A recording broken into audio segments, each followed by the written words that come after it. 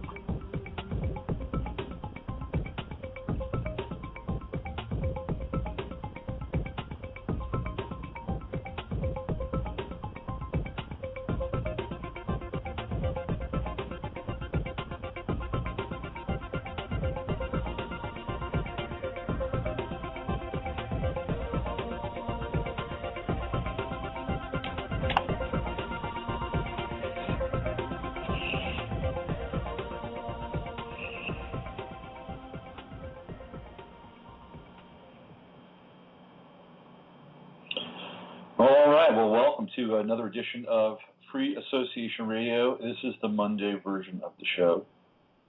Pardon me while I just adjust my microphone.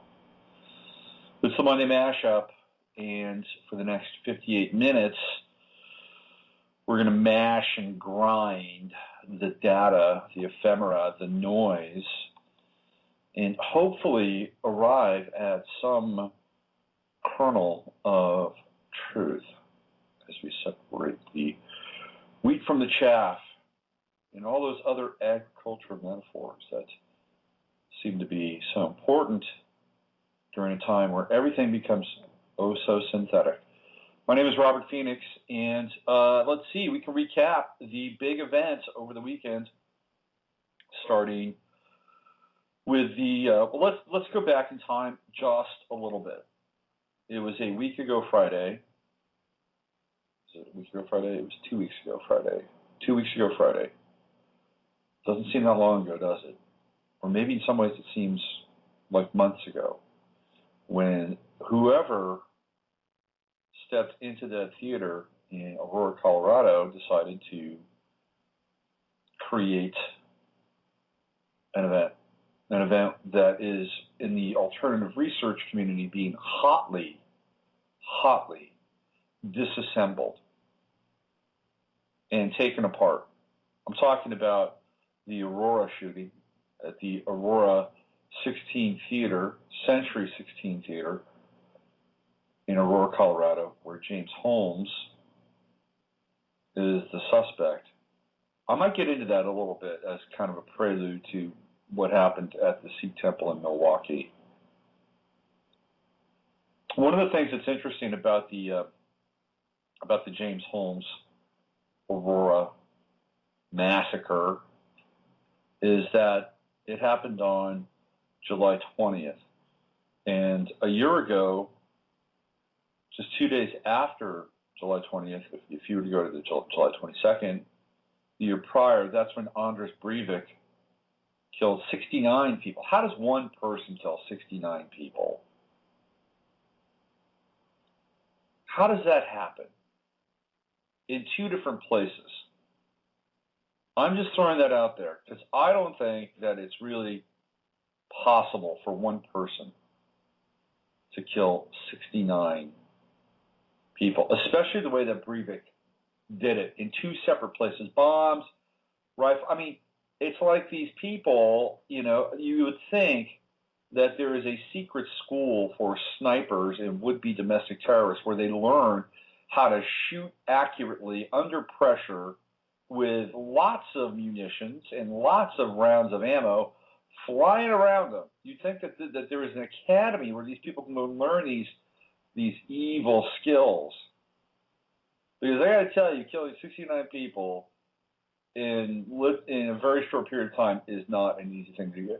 If you've ever fired a gun, it's not easy. Guns have kicks. Guns are imperfect. People freak out. To be that sharp and that deadly and that determined and rack up those kinds of numbers, well, you'd have to have a lot of training. That's all I'm saying. Anyway, a year before, it's almost 2 days to the year before when Breivik went on his rampage, I went back. I'm doing a big piece right now, and it's not going to be on my site initially. The reason why I have not been updating my site over really the past 2 weeks, and I apologize for that, is because I'm working on the third part to this whole thing around temporal distortions. And initially it will not be on the site. It's going to go out to my subscribers who sign up for my newsletter, and they get exclusive content. And this will eventually wind up on the site, but it will wind up in kind of a different form. So if you want to get the goods, if you want to get the good stuff, not that whatever else I do isn't reasonable, sign up for the newsletter. By the way, the newsletter helps support what I do. I don't make a ton off of it, but it helps a little bit. Anyway, I'm putting the newsletter together today. If you are a subscriber and you listen to the show, it's done. I'm just laying it out now. And the laying out of it takes me a good 5 to 6 hours.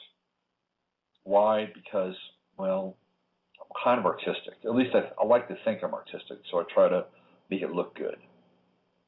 Just don't throw it up there. There's a lot of newsletters out there. And I know you can subscribe to many of them, so I want to make sure that mine is good, that you get your money's worth. It's $3.99 a month, by the way. It's the cost of one really good coffee drink from Starbucks, and you get it 2 times a month. It's not bad.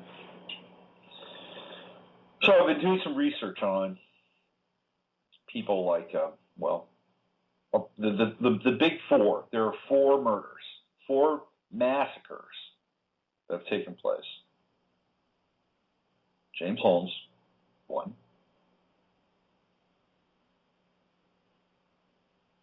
Anders Breivik, 2. Jared Lee Loughner, 3. And Sung Hoi Cho, 4. Sung Hoi Cho started this cycle. And his rampage in Virginia Tech, which, by the way, again, well over 40 people. And there were rumors that there were 2 gunmen, by the way, 2 gunmen at Virginia Tech. We'll never know. Sung Hoi Cho is gone. His rampage was in April of 2000, I believe, 7. Am I right? It's 2007. April. Keep that in mind. April. Keep that in mind. April is Aries. Aries.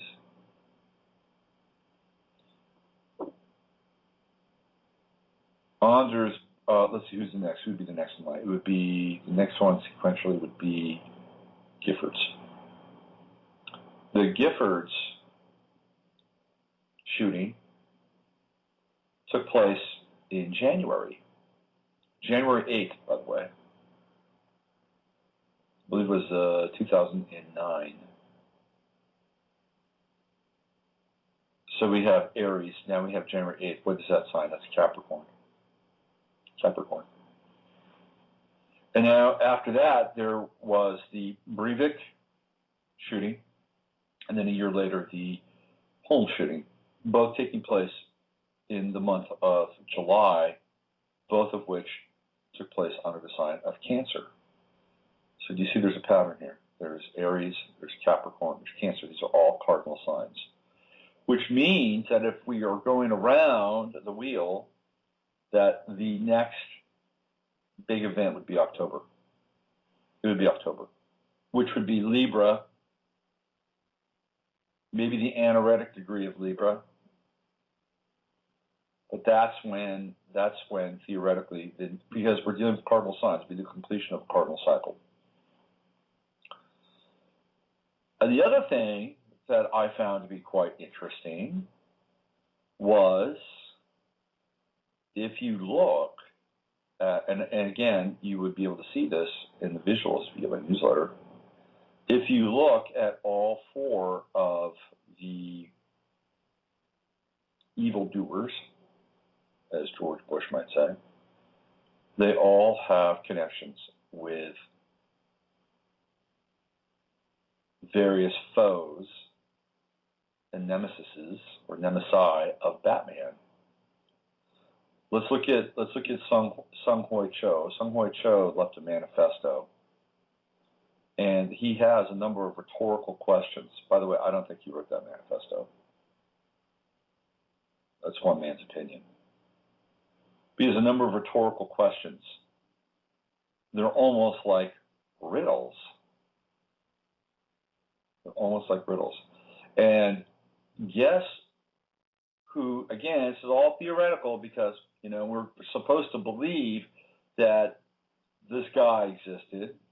We're supposed to believe that he actually went to Virginia Tech. We're supposed to believe that he had friends, all these things. And maybe he did. But maybe he didn't exist as the guy who wound up doing these shootings. But according to his friends, and I found this on a CNN article last night, Sung Hoi Cho referred to himself as the question mark. The question mark. Who, you might ask, is the question mark? The question mark is the Riddler. He's a villain. He's one of Batman's foes. And what was really interesting is that right after these shootings, again, maybe it's just a coincidence, it was rumored that Johnny Depp was going, and I have a picture of him, dressed up as question mark. Johnny Depp looks very Asiatic, by the way.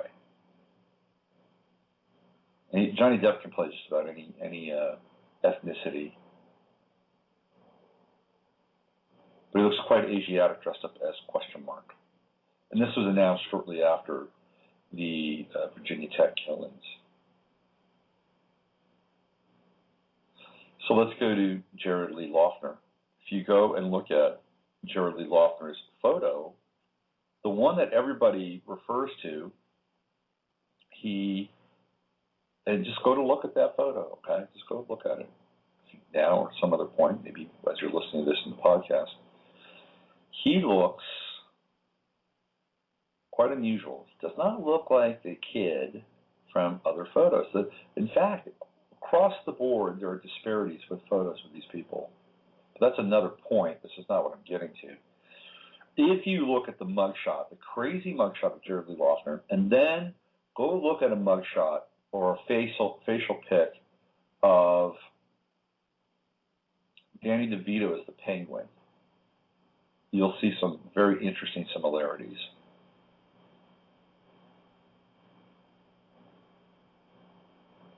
Let's go to Anders Breivik. Where is Anders Breivik from? He's from Scandinavia, the Scandinavia region. I believe he's from Norway, right? He's Norwegian, which puts him in a particular haplogroup, puts him in a particular sort of symbolic physical territory, symbolic and physical territory. It puts him in a kind of a particular, cultural meme. All right, so let's think about this using the Batman slide rule. Which of Batman's enemies would fit that description? How about Mr. Freeze? Who played Mr. Freeze? Arnold Schwarzenegger played Mr. Freeze.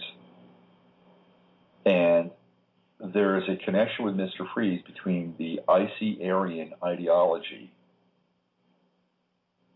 Everything is all tundra, it's all ice, it's all white. And I've got a picture of Breivik in one of his suits, and he's wearing like a hazmat suit. It almost matches perfectly with a picture of George Sanders, who played one of the original Mr. Freezes in the Batman series from the 60s. And that'll be in the newsletter too. It's actually a pretty interesting find. So now we have the Mr. Freeze personification, the Nordic white supremacist, who was a Zionist, by the way. Not a lot of people talk about that. So if Breivik does exist, well, his ideology was Zionist. Try that on for size. The fourth, obviously, is James Holmes, and of course, with the crazy orange hair, there are allusions to the Joker. James Holmes is the Joker. So now we have 4 of these events, and all 4 of them represent villains in the Batman universe. So what's going on here? What's happening here? Why are these things getting unspooled like this? Why are we being given these memes? Why are these people showing up like this and representing these characters?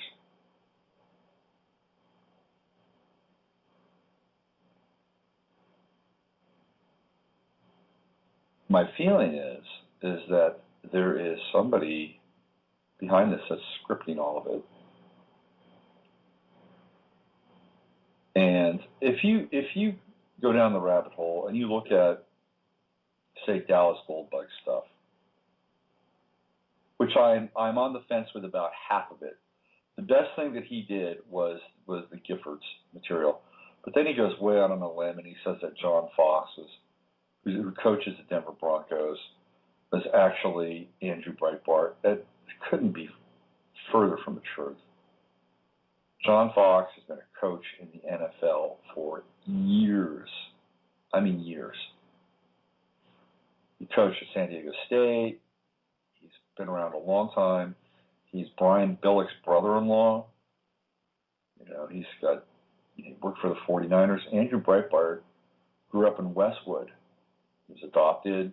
There's stories of him as a young guy delivering pizzas to people's houses. Now, this could all be a lie. But Andrew Breitbart went to Tulane University. He's got an academic record at Tulane. And this is where I think Ed Chiriani, a.k.a. Dallas Goldbug, really is either doing these things to confuse people and discredit himself in his work, or somebody else has just gotten a hold of it and said, here you go, you got to go down this path, or, who knows. All I know is you got to be really careful with this stuff, because some of it looks really interesting, and some of it makes a lot of sense. His detailed analysis on the Giffords massacre, I think, is really good. One of the things that so his whole premise is that there is a media group out of Arizona. It's called Matrix Media or something like that. And they're the ones who've been called in to perform as actors in these events, and that nobody ever dies.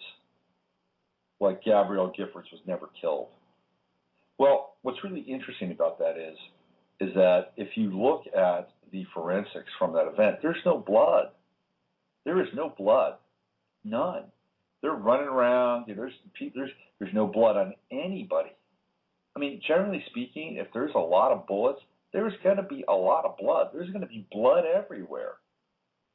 I was reading the description about Pat Tillman's death over the weekend. Pat Tillman was the American from San Jose, but actually playing in Phoenix as a member of the Phoenix or the Arizona Cardinals. And after 9/11 happened, Pat Tillman, he quit football and decided to go, be Audie Murphy and support the patriot, the patriotic, decided to support the United States and be a patriot and go to Iraq. So he joined Special Forces. Pat Tillman was a badass. He's a smart guy. He was really into history, and he was a warrior. That's what his thing was. And he was just like, he got clear. Football wasn't his priority, but rooting out the bad guys were. He and his brother went over to Iraq, both Special Forces. Pat Tillman got snuffed out over there. Why? Because he saw what was happening. Essentially, what the troops were being brought over to do was they were brought over there to basically patrol the opium fields and keep the guys who had been running the opium fields out of there. That's what they're there to do. They're muscle. Now, I'm sure that there's other things happening that we don't know about, but that's a big one. He saw what was going on, and he was going to blow the whistle. He had a diary, journal. That thing's gone. They can't find it. Anyway, the reason I'm bringing up Pat Tillman is because there's a guy who talks about being next to him when he got killed. And by the way, there were 3 guys who were added to Pat Tillman's unit the day before they went out on their fated mission. All 3 of those guys were snipers. That's what they were. They were snipers. So the guy talks about being next to Pat Tillman, and the one thing that he can remember is the sound of a water fountain. He heard a shot, and then he heard the sound of a water fountain. That water fountain was Pat Tillman's head. Okay, and then the guy blacked out. And the reason I'm bringing this out is because death is a messy affair. Blood is a messy affair. You go back, you look at all those Giffords photos, there's no blood. None. And then Goldbug gets into, the various people showing up in different guises in those interviews or in that scenario. And it's true. But then he just goes off course, and, his latter work tends to discredit kind of his early work. So I'm sure he's getting into the whole Aurora thing. But here we are 2 weeks later. What happened? Okay, so what happened was that there was a gun bill, a UN gun bill, which was supposed to be a global gun ban, and that was going to be on the UN General Assembly floor the 27th. That didn't pass. It did not pass. And that was on the heels of what happened in Aurora.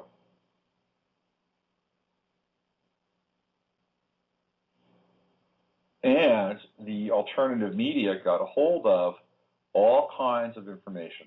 There's the Corbin Dates interview. Corbin Dates was at the theater.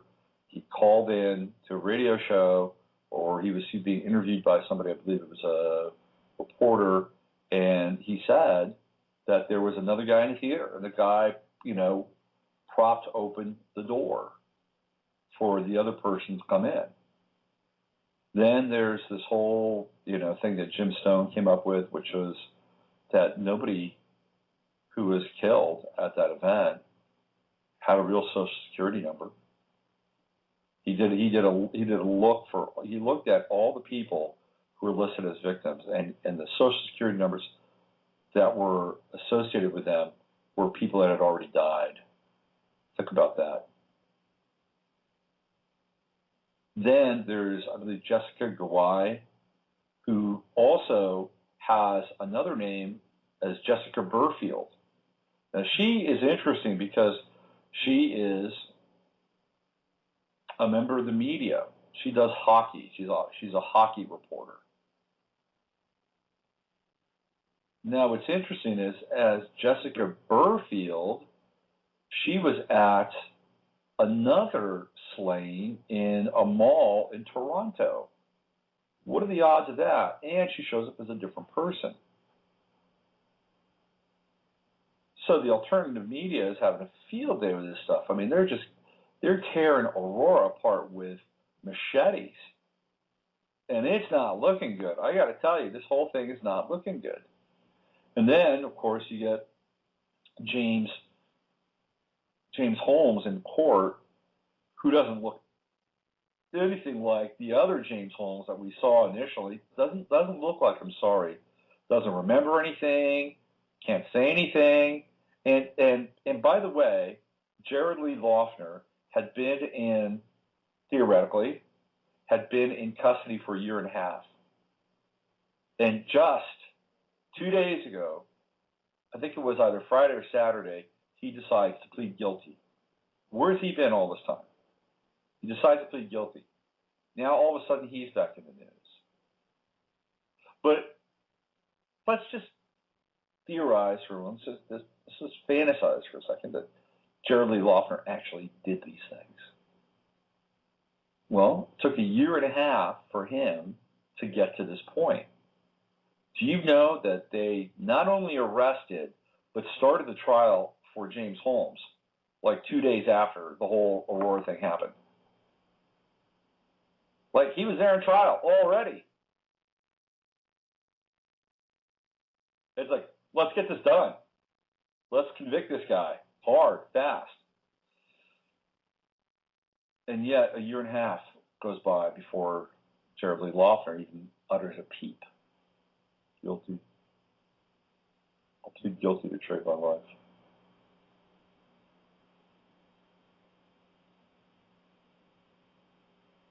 Interesting timing, am I right? Very interesting. So as the James Holmes event begins to come apart at the seams a little bit, guess what we have? We have another shooting yesterday at a Sikh temple in Milwaukee. Another 3-named shooter. If they ever wanted to get rid of terrorists or these lone gunmen, all they ever have to do is get rid of middle names. Just ban middle names. You can never have a lone gunman. Anyway, this guy went into a Sikh temple and killed 7 people. It was in Milwaukee. And he was a skinhead. He had a 9/11 tattoo, which now means he's a domestic terrorist. Not just a murderer anymore, he's a domestic terrorist. And so that's a term you're going to hear a lot more of, domestic terrorism. Get used to it. It is now entering the lexicon. And before, what was happening is we were seeing these Muslim patsies. And everybody was like, the Muslims. Which is, it really essentially just kind of a racist sort of reflexive action. Because now we've been trained that the Muslims are the baddies. But that's moving away. That's shifting away. And now, now you're starting to see this psychographic profile of the white male, James Holmes, this Wade character up in Milwaukee. Of course, he's dead now, so we won't ever know what his real story is. Now, there's another kind of theme kind of underneath the temple slaying up in Milwaukee. Apparently, there was a filmmaker who was working on this movie about the Sirius, S-I-R-I-U-S, Sirius. And I don't know a lot about the film, but it's supposedly about disclosure. And the guy who's making this film, his father was in that temple. His father got killed. And the guy who's making this film is an associate of Stephen Greer. So now you have the alternative community up in arms that this guy's father was rubbed out because he was making this movie that could blow the lid off of the alien thing. Well, that may or may not be the case. I don't know. But is that the reason why this has happened? Was it to take the father out as a warning to the son? Why not just kill the son? I have to think these things through sometimes. Why not just kill the son? Kill the son, nothing happens. Can't promote the film, can't interview it, can't talk about it. Boom, done. Same thing with like the whole thing around James Holmes, right? There's this whole thread that James Holmes was set up. He spent 3 months under the influence of scolopamine, which is this drug from Colombia, which blacks you out. You can't remember anything, but you're not unconscious. You'll do anything anybody tells you under scolopamine.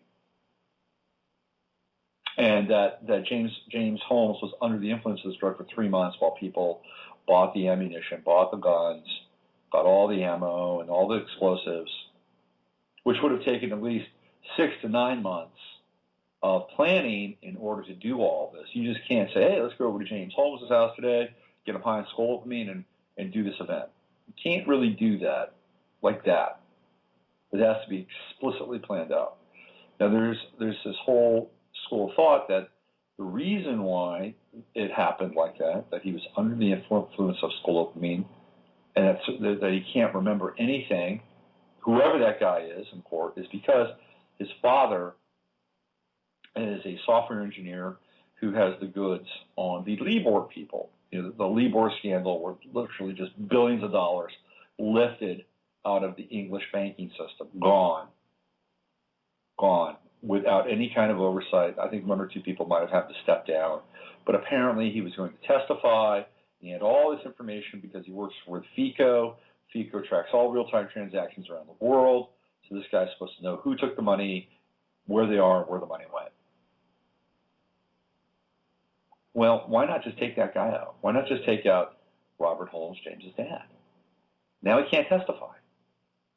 Now, you could think, well, maybe he's got files somewhere, maybe he's told other people that if anything happens to him, possibly. But I tell you right now, if they took him out, then the people that would have this information, how safe do you think they'd feel? I mean, sometimes Occam's razor can be applied in the other direction. You know, like why go through all this? Why go through all this ornate ritual in order to keep him from testifying about Libor? Because he wants to keep his kid alive, or whoever that person is in that courtroom. I'm still not convinced it's James Holmes. So why go through all this rigmarole with this temple in Milwaukee just to get to the father of a guy that's making a film? And by the way, Stephen Greer, I am not deeply in the UFO community, but there are people in the UFO community who do not believe Stephen Greer is on the up and up. That he's a total disinformation agent, and that this whole disclosure thing that he's running is a total scam. One of the people, and I know she's kind of like the, and I don't have an opinion of this either way, because I don't know enough, okay? And I'm just telling you what I've read. But there are people who have the mindset that Carol Roizen is a fake. She's a total fake, that this whole story about Wilhelm Reich is a total fake. And the reason I say this is because she spent a lot of time in Villa Cambia down in Ecuador. And there are people down there that they completely refute her story about who she is, where she's from, and what she's really about. And of course, Werner von Braun is not around, so how can he take issue with her story or who she is? I'm just throwing all this out there because I don't think anything is really what it appears to be, and that there's some other scam going on. There's some other scam happening. And people, I've been spending time watching this movie, Inception, which I think is a very important movie. And it's kind of a skeleton key to a lot of what's happening. In the movie Inception, there's this moment, I keep coming back to it, at the end of the film, where the character, Robert Fisher, played by Cillian Murphy, winds up coming to the idea that what he's doing is his own idea. And it happens 3 levels down in the dreaming. And everything has been done in order for him to think that it's his idea. And I just step back at times and wonder, how much we're being programmed. Even the most, what's the word I'm looking for? Ardent truth tellers. People who have the most skin in the game and are very zealous. People that just want to get to the truth. And people who think that their motivation is really clean. I just wonder how much of their naivete is being programmed in a very sophisticated way to think that it's their own thought. Look, there's this whole thing that you got to go through with your computer every now and then. Of course, I'm a Mac owner. I don't really have to do it. But a lot of PC owners have to defrag their computers. And I think that, as individuals, we have to defrag our systems from time to time. And defragging our systems really means that we have to challenge our own beliefs to try to get to the core of what's going on.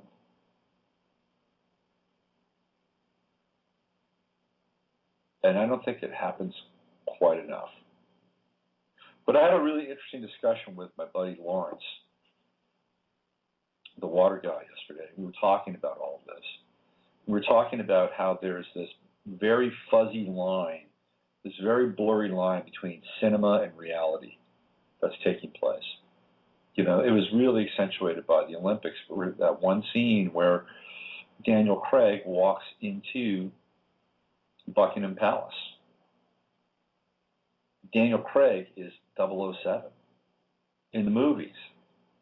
He's showing up as 007, and there's the Queen. The real Queen, right? So here we have this bleed through of cinema and quote-unquote real life. The two of them get in the helicopter, and they go and they fly towards Olympic Stadium in London. And then they fly, and then they cut to a real helicopter flying over Olympic Stadium. And they go back and forth between Daniel Craig and the people in his filmed helicopter, and then the people in the real helicopter. And then the people in the real helicopter drop down.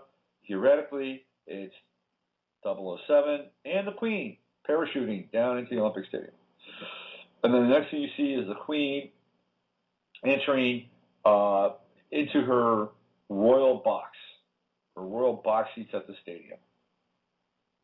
This is what I'm talking about. There's this very bizarre intersection between cinema and reality that's taking place.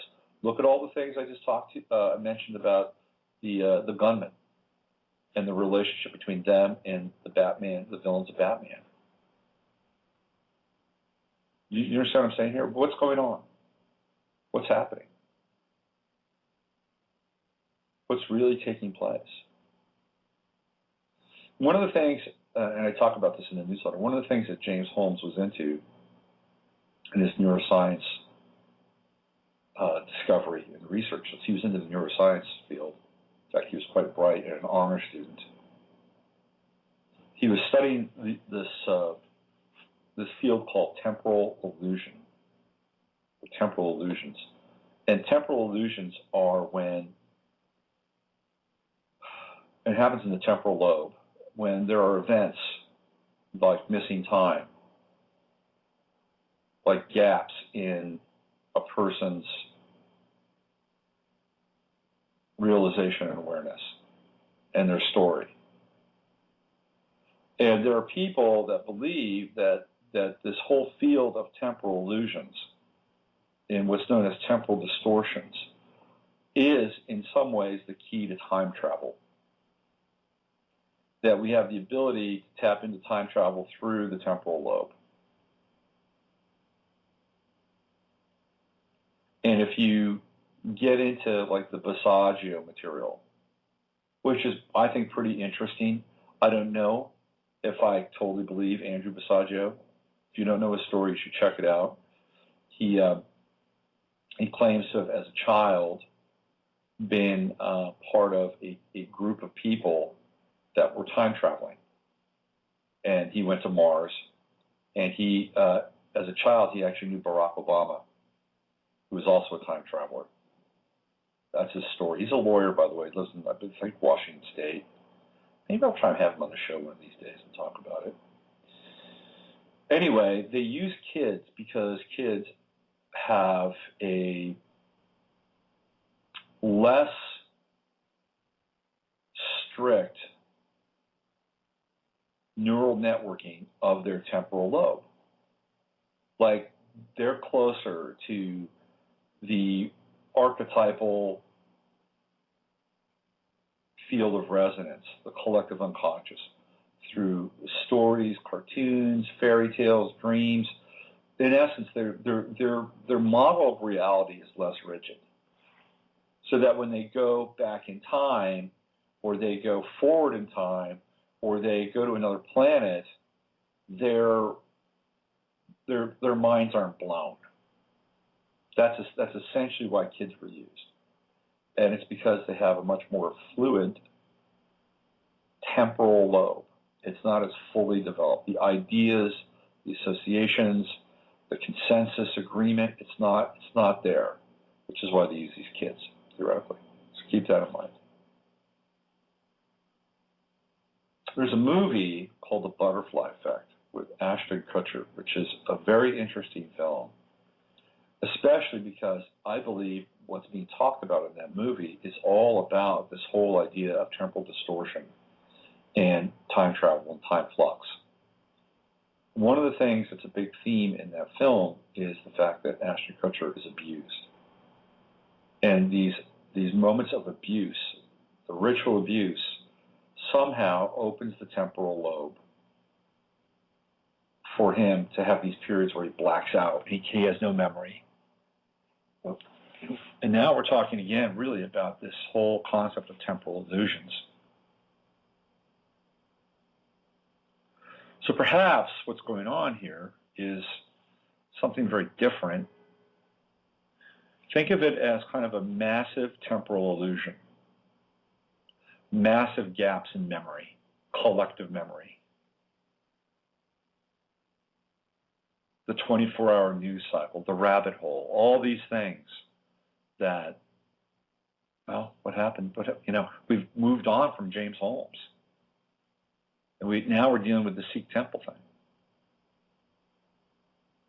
thing. And all of a sudden, we have these periods where things are not sticking to us as much as they used to.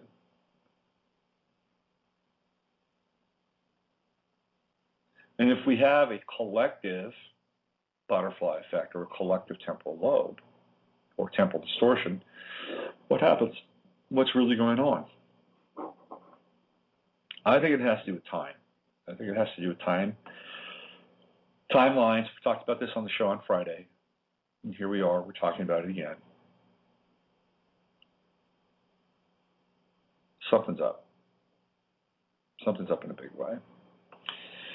Speaking of something's up, another rumor that has hit the internet very quickly and just burning through Facebook like wildfire is that there has been an evacuation, or going to be an evacuation in the next 2 weeks, of all military bases on the coastal regions of the United States, from California to southern part of the United States, South Carolina, North Carolina, the East Coast. So they've been given 2 weeks to move inland. This is floating around now on a number of different websites. You can track it. I don't know if that's the case. I don't know if it's true. There's one school of thought that says, we've got incoming anomalous object. Could be Planet X, aka Nibiru. Other people think that it's a meme. We don't really know anymore. We just don't know. I mean, maybe this stuff is, again, maybe it's the inception, the moment of inception, where we begin to think these thoughts are our own. And look, I think, I'm trying to get out there, and I'm doing my best to, be my own searchlight in the world for myself and for other people. Well, I think we have to be really careful now. We have to be really careful about what we attach ourselves to in terms of information. I think the only way that we can really understand what's happening is by going inside and really, really, really testing what we're thinking and what we're feeling.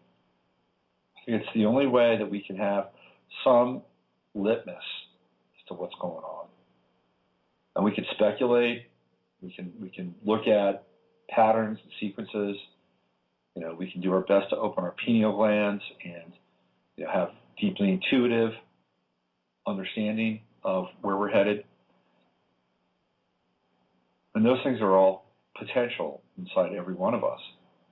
But I think it's important to understand that it's us. It's all about us and how we can navigate through this time.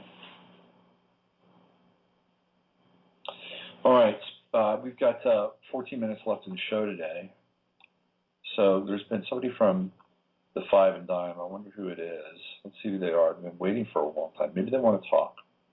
It's rare that I get a call. Let's check in with them. Hello? Hello. Hi there. Hello? Yeah, can you hear me? Yes, I can. Hi there. Thanks for taking my call. Sure. I just want to give you a little plug. I am a subscriber, and you are the only newsletter I subscribe to. I have to say it is absolutely the best. Oh, thank you. And I recommend it to anyone, and I'm a professional astrologer, 31 years. So I hope that gives me a little bit more credence. Well, I think the 31 years certainly does. Well, thanks for calling in, and thank you for subscribing. Yeah, I've been. What happened is I wanted to do like the third part of this series on my website, and it was just like I just kept getting deeper and deeper and deeper and deeper and deeper into this thing. I'm thinking this is going to my subscribers because, I put a lot of work into this.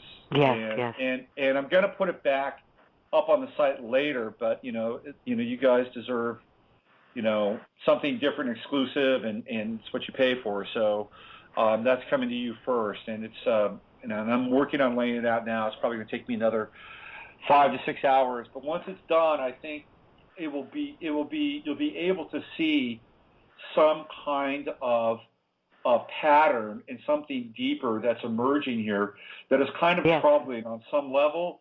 And on another level, it's also kind of exciting because I think we're getting close to this kind of, what McKenna talked about with the event horizon and this concrescence of time. Yes. And all of these different timelines and different streams of time are all converging out and converging together.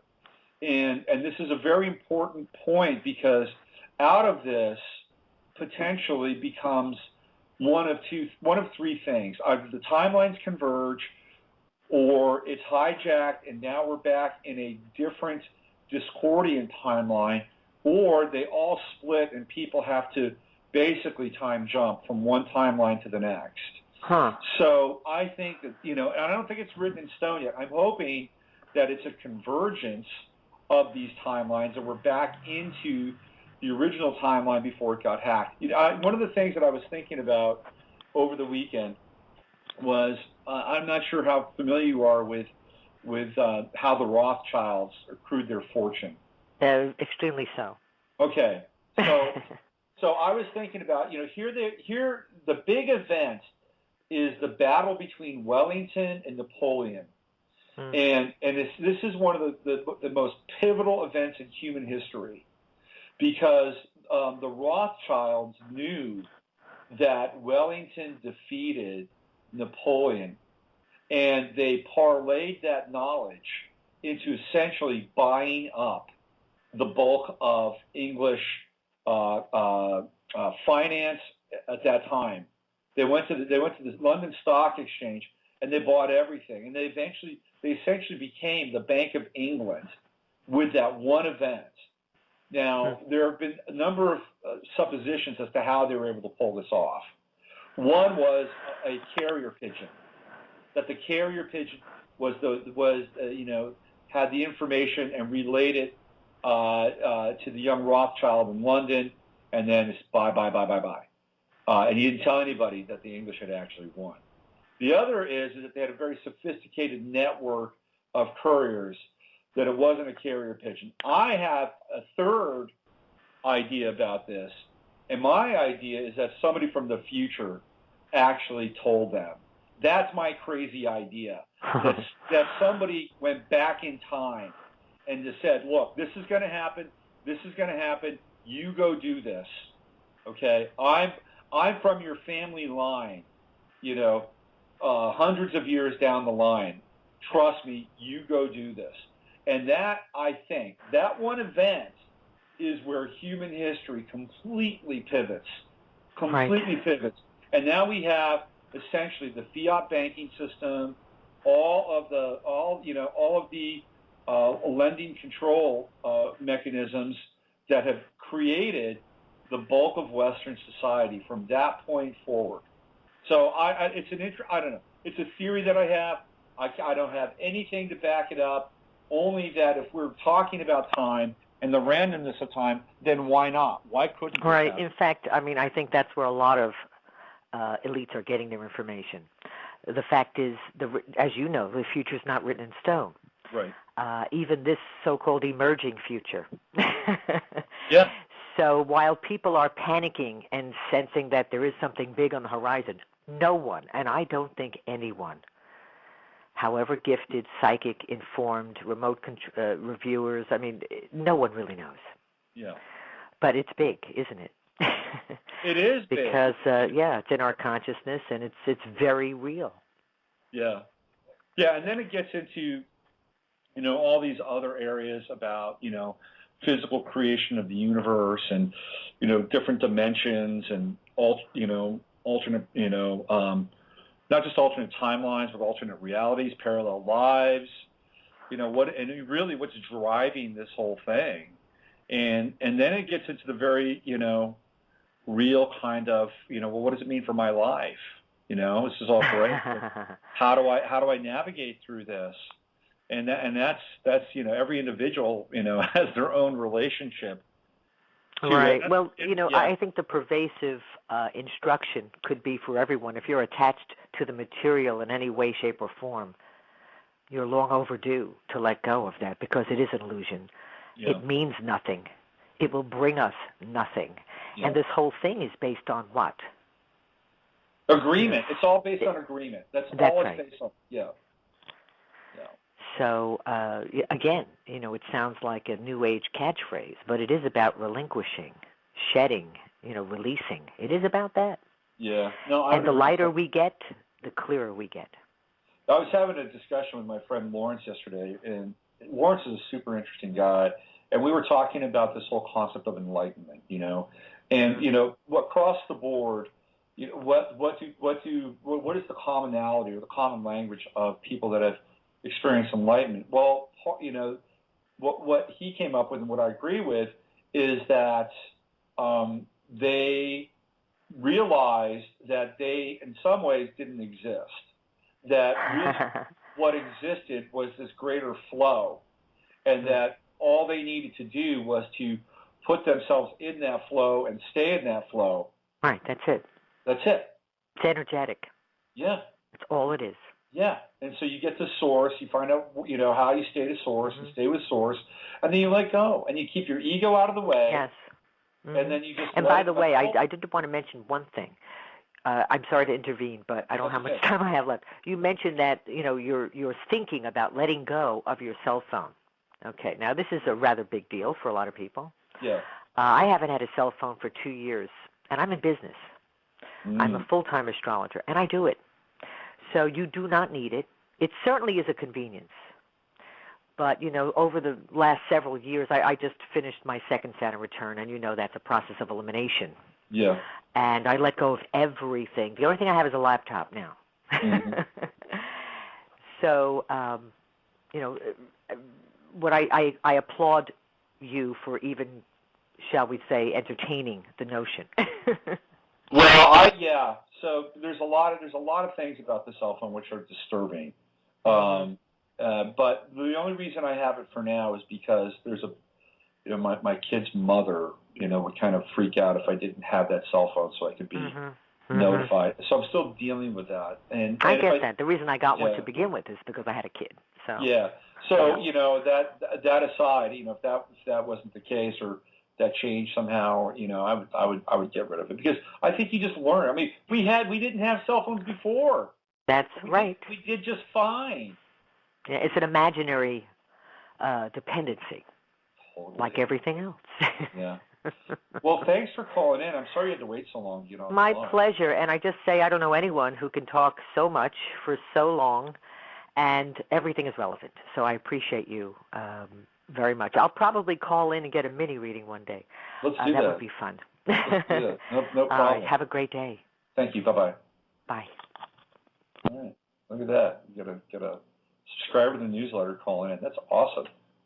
That's great. You get people who actually read my stuff. It's good stuff. All righty. Well, we've reached the end of the show. The train is rolling into the station. Well, I'm sorry I'm flashing on Thomas the Tank Engine. You ever get into Thomas the Tank Engine? Like every boy, every father that has a boy, and some fathers that have girls, go through the Thomas the Tank Engine phase. Maybe I'll do a show on Thomas the Tank Engine and the breaking down of Thomas the Tank Engine. That could be very funny. All right. Wednesday, Navigating the Astrological Matrix, 3 readings. You name it. It's going to happen here. Friday, I got a great show lined up for Friday. I'm at the top of the hour at 10 o'clock. For the first hour, I'm going to have Darren Williams, very hip, young, super sophisticated, intellectual, multidimensional, cultural creative from Liverpool. We're going to talk film. We're going to talk time travel. We're going to talk reality. We're going to get into it. It's going to be a very, very cool wrap. I can tell you that right now. And then following Darren, I'm going to have Kenneth Warren, author of Captain Poetry's Sucker Punch, A Guide to the Homeric Punk Hole, 1980, 2012. Brilliant work. Part Ezra Pound, part James Joyce. It's incredible. The semiotics, the conspiratorial, multidimensional semiotics of this book are just off the charts. And we're going to talk about this book and what it means to him and the density and arriving at such a magnum opus of one's concrescence of one's life. Okay, that's it. So don't miss that Friday show. It's going to be awesome. Use your head to discern what's real, your heart to step in what's possible. I'm Robert Phoenix. You've been listening to the Monday Mashup. I'll see you all on Wednesday. Take care. We are living in a computer-programmed reality, and the only clue we have to it is when some variable is changed and some alteration in our reality occurs. We would have the overwhelming impression that we were reliving the present, déjà vu, perhaps in precisely the same way, hearing the same words, saying the same words. I submit that these impressions are valid and significant, and I will even say this: such an impression is a clue that at some past time point a variable was changed, reprogrammed as it were, and that because of this an alternative world branched off.